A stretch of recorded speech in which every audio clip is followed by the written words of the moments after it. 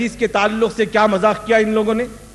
جب عرفے کے روزے کے تعلق سے پوچھا گیا کہ خبر مل گئی ہے عرفہ آج ہے, آپ کو آج ہی روزہ رکھنا چاہیے. کیوں؟ آج ایک نیا سورج تھا, آج ایک نیا چاند تھا کہ آپ نے اس کی اجازت دے دی. بات کم ہوئی تو انہوں نے دکتور فضل الرحمان صاحب کو فون کیا. انہوں نے جواب دیا آج یوم عرفہ ہے, عرفے کے دن کا ہی روزہ رکھنا ہے. آج 2 گھنٹے پہلے سحری کھا لی, 2 گھنٹے پہلے افطار کر لیا, آج کا روزہ آپ کا پورا ہو گیا. آج سعودی کا چاند قبول کر لیا اور رمضان میں یہ علت ختم ہو گئی. دوسرا چاند نظر آیا رمضان میں, تو معلوم یہ ہوا کہ ان کے کج فہمی کی وجہ سے عوام کو غلط روزہ رکھاتے ہیں, غلط عید کراتے ہیں, غلط عرفہ کراتے ہیں. عرفے میں روزہ رکھنے کا مقصد آپ کو میں بتاتا ہوں, شاید آپ کو معلوم نہ ہو اور بعض لوگوں کو میں نے بتا بھی دیا ہے. اگر یہ فضیلت آپ جان لیں گے تو عرفے کے دن ہی روزہ رکھیں گے. اس کے خلاف کہنے والے کی زبان کاٹ لو, اس لیے کہ آپ کو نیکیوں سے محروم کر رہا ہے اور یوم النحر کے دن آپ کو روزہ رکھا رہا ہے, ایام التشریق کے دن آپ کو روزہ رکھا رہا ہے. جبکہ رسول اللہ صلی اللہ علیہ وسلم نے فرمایا عید کا دن روزہ رکھنا حرام, ایام تشریق کے بارے میں فرمایا ایام اکل و شرب, یہ ساری چیزوں کی مخالفت ہے. تو رسول اللہ صلی اللہ علیہ وسلم عرفے کے روزے کے تعلق سے جو بات فرمائی وہی چاند قابل قبول ہے. کیوں؟ عرفے کے دن کائنات کے سارے لوگ اس چاند کو فالو کرتے ہیں. کس کو؟ سعودی عرب کی رویت کو فالو کرتے ہیں, اور ساری دنیا کے لوگ آ کر کے وہاں اختلاف نہیں کرتے. ہمارے ملک میں چاند نہیں دکھا, ہم لوگ عرفہ نہیں کریں گے. اگر ایسا رہا تو بہت آسانی ہو جائے گی, اس میں بھیڑ بھاڑ بھی کم ہو جائے گی, عرفے کا وقوف بھی آسان ہو جائے گا, ایام النحر میں بھی آسانی ہو جائے گی. لیکن ساری دنیا کے لوگ مل کر کے اسی کا اہتمام کرتے ہیں, تو معلوم یہ ہوا اللہ تعالیٰ آپ کو یہ بتانا چاہتا ہے یہی چاند قابل قبول ہے. اللہ کا نبی یہی بتانا چاہتا ہے یہی چاند قابل قبول ہے. کیوں؟ اس دن اللہ کے نبی صلی اللہ علیہ وسلم نے فرمایا عرفے کے میدان میں اللہ تعالیٰ سارے دنیا کے حاجیوں کی مغفرت کر دیتا ہے, آپ بھی اس مغفرت میں شریک ہو جائیے. لیکن وہاں مغفرت ہو جاتی ہے, آپ دوسرے دن روزہ رکھ کر کے مخالفت کرتے ہیں اور گناہوں کے انبار لے جاتے ہیں. کتنے افسوس کی بات ہے, یہ ایک چھوٹی سی مخالفت پر کتنی مخالفتیں ہو رہی ہیں. اگر آپ اتحاد کرنا چاہتے ہیں تو جائیے ان علماؤں کا دماغ چاٹیے جنہوں نے حدیث کے سمجھنے میں غلطی کی ہے. جیسے کہ میرے بھائی نعیم الرحمان نے بتایا, حضرت ابن عباس کی انکار کرنے سے کسی کی رویت نبی کریم صلی اللہ علیہ وسلم سے ثابت نہیں ہوتی. آپ نے کسی کی رویت کا انکار کیا ہو, ابن عباس کی بات پر آپ اور عمل کرنا چاہیں, اس سے بڑی بات میں آپ کو بتاتا ہوں. اللہ کے نبی نے فرمایا علیکم بسنتی و سنت الخلفاء الراشدین المہدیین, فرمایا سب سے پہلے میری سنت کو تلاش کرو. اگر کوئی مسئلہ میری سنت میں آ گیا تب خلفاء راشدین کی طرف جانے کی ضرورت نہیں. ہاں میرے طریقہ نہ ملے تو خلفاء راشدین کا طریقہ اختیار کرو. ابن عباس کی بات سے پہلے نبی کی بات ملتی ہے تو آپ ابن عباس کی بات کو ترجیح دیں گے. نمبر 2, ابن عباس متاع کو حلال کہتے تھے, چلو اپنے بچیوں کا متاع کراؤ. نبی نے منع حرام قرار دے دیا, ابن عباس کو آپ کہتے تھے حلال ہے تو آپ متاع کرائیں گے. متاع کا معنی کیا ہے؟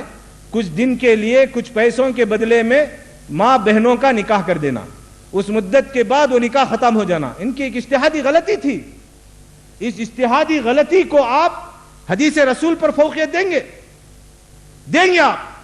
اللہ کے نبی صلی اللہ علیہ وسلم نے متعہ کو حرام قرار دے دیا ہے, لیکن آج ابن عباس کی وہ بات کو آپ نہیں مانتے جو نبی کے مقابل میں آ گئی ہو, اور اس بات کو مان کر کے آپ سارا ڈھنڈورا پیٹ رہے ہیں اور بتا رہے ہیں کہ یہ حدیث گواہ ہے متلے کے لیے, پتلے کے لیے, فلان کے لیے, فلان کے لیے.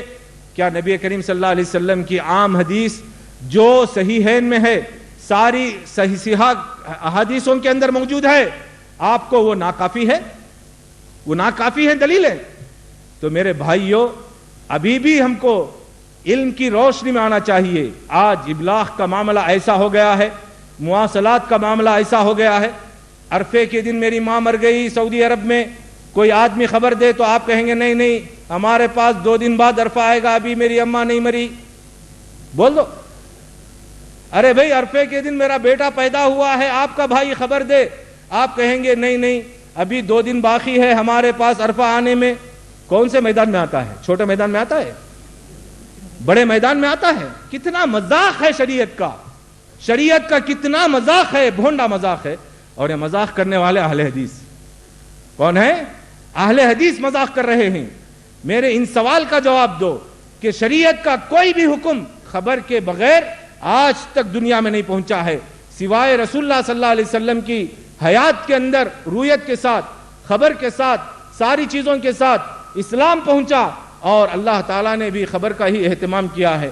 خبر صحیح اور غلط یہ پہچاننے کے لیے اللہ تعالیٰ نے محدثین کو پیدا کیا اور بڑے بڑے ائمہ کو پیدا کیا, جنہوں نے صحیح اور غلط کے درمیان تمیز کر کے ہمارے تک اسلام کو پہنچایا ہے. اب آپ کو معلوم ہے, دکتور صاحب نے بتایا کہ جمہور کا مسلک ہے, نہ حنفی اس کو جانتے ہیں. امام ابو حنیفہ رحمۃ اللہ علیہ کہتے ہیں ایک شہر میں رویت ہو گئی اور اس کی خبر جہاں تک پہنچے وہاں تک لوگوں کو روزہ رکھ لینا چاہیے. کیا یہ ناسمجھی کی بات تھی؟ امام ابن تیمیہ نے کہا یہ بھی ناسمجھ تھے, امام مالک رحمۃ اللہ علیہ نے کہا یہ بھی ناسمجھ تھے, اور صدیق حسن خان صاحب نے کہا یہ بھی ناسمجھ تھے. آپ کو سمجھ میں آ گئی ہو؟ بتائیے میرے سوالات کا جواب. نسی کرنا, دن کو بدل دینا, مہینے کو بدل دینا, یہ اسلام کے اندر اللہ تعالیٰ نے فرمایا ان عدت الشہور عند اللہ 12 شہرا فی کتاب اللہ یوم خلق السماوات والارض. لوح محفوظ میں اللہ تعالیٰ نے ان 12 مہینوں کو درج کر دیا. یہ عربی مہینے ہیں. آپ عربی مہینوں کا اہتمام کیجئے, چاند کو دیکھنے کا اہتمام کیجئے. آپ مفتیوں کفتیوں کے بھروسوں پر رہیں گے, علماء کے بھروسوں پر رہیں گے, اور آپ اپنی آنکھوں کو اندھی بنا کر کے چلیں گے, کانوں کو بہرے بنا کر کے چلیں گے. حق آپ کو نہیں ملے گا, حق آپ کو نہیں ملے گا. حق اسی وقت ملے گا جب آپ اپنی آنکھ کھولیں گے. آج کمپیوٹر کا زمانہ ہے, کیسی ترقیات کا زمانہ ہے. مسلمان اگر اس سے استفادہ نہیں کرے گا تو بش جس طریقے سے ذلت کے ساتھ مسلمان ریاستوں کو ختم کر رہا ہے, یہی ذلت اور رسوائی اٹھاتے رہیں گے. آپ اپنے ہاتھ میں مسواک اور لاٹھی لے کر کے چلتے رہیں, اس سے مقابلہ نہیں ہوگا.